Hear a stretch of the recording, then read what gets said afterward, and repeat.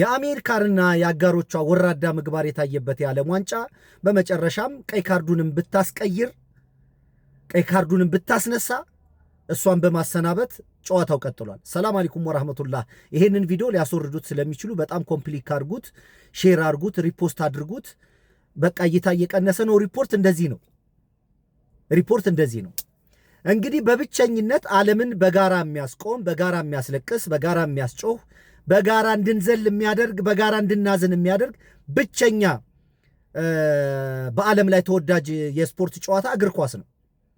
ሰሞኑን አይታችኋል። አርሰናል ዋንጫ በመብላቱ ኢትዮጵያኖች ለ24 ሰዓትም ቢሆን እንዴት ተፋቅረው ተከባብረው ሲያለቅሱ ሲያነዙ እንደነበረ አይታችኋልና ብቸኛ የቀረውንም እግር ኳስ አሜሪካን ገባችበት። እኔ በጣም ነው እግር ኳስ የምወደው፣ ግን ዘንድሮ ዓለም ዋንጫ በጣም ነው ያስጠላኝ። ከዝግጅቱም ካቀባበላቸው ጀምሮ በኢራንና በሶማሌው ኢንተርናሽናል ዳኛ የተደረገው ግፍ ጸያፍ ነበረ። በቃ አሜሪካን ምንም ነገር ነው ማድረግ የምችለው። በጣም አመፀኛ ሀገር ነች፣ እስራኤልን ጨምሮ። ህግና ስርዓት አይገዛቸውም።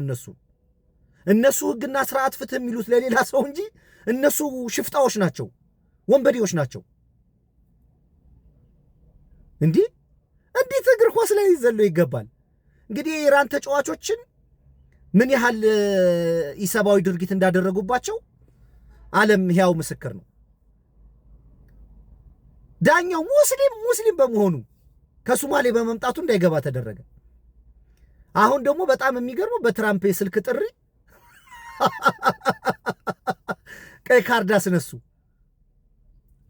በጣም እኮ ነው የሚያሳፍሩ። ይሄ እችን ሀገር እንደሰለጠነች የተከበረች የተወደደች አድርጎ መቁጠርና የእሷንም ማጋር የተቀደሰች ሀገር ከተማ አድርጎ መቁጠር በጣም ያማል።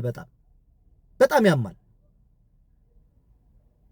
በተለይ አፍሪካኖች ላይ እንዳናይ፣ እንዳንሰማ፣ እንዳናስብ፣ እንዳንነጋገር አድርገው አፍዘው አደንዝዘው አደንቁረውናል። ወደ ዝርዝር ማብራሪያ አልገባም፣ ረጅም ዓመት ስለተናገርኩኝ። በቃ ማሰብ አንችልም፣ ማየት አንችልም። በምክንያት መቃወም፣ በምክንያት መደገፍም አንችልም። እንዳንነሳ አድርገው ነው ሽባ ያደረጉን።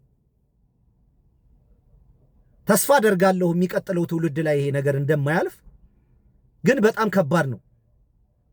በቃ ከሆነ ሀገር ሄዳ ፕሬዚዳንት ይዛ ታነሳለች፣ በፈለገችው ሀገር ገብታ ጦርነት ትከፍታለች፣ የፈለገችውን ታስወስናለች። የመጨረሻ ወራዳነቷን ደግሞ ያሳየችው ቀይ ካርድ አስቀየረች። አሁን እችን እንደሰለጠነች እንደተሻለች ሀገር ከተማ መቁጠር ትንሽ ያሳፍራል በጣም። በቃ በራሳችን ጉዳይ መወያየት መነጋገር አልተቻለም፣ አልተፈቀደልንም። በቃ ወደድንም ጠላንም በጉልበት ዓለምን እየገዛችና እያስተዳደረች ያለችው እሷ ነች። ህግና ስርዓት በፍጹም አይሰራም ለሷ። በአንድም በተለያየ ምክንያት ሰዎች አገራቸውን፣ ባህላቸውን፣ ከራሳቸው የጀመረውን ስርዓትና ወግና ባህል እየተጸየፉ በእሷ ጥላ ስር እንዲገቡ በዓለም ላይ ተግታ የምትሰራ ክፉ ሀገር ማለት አሜሪካን ነች። መልካም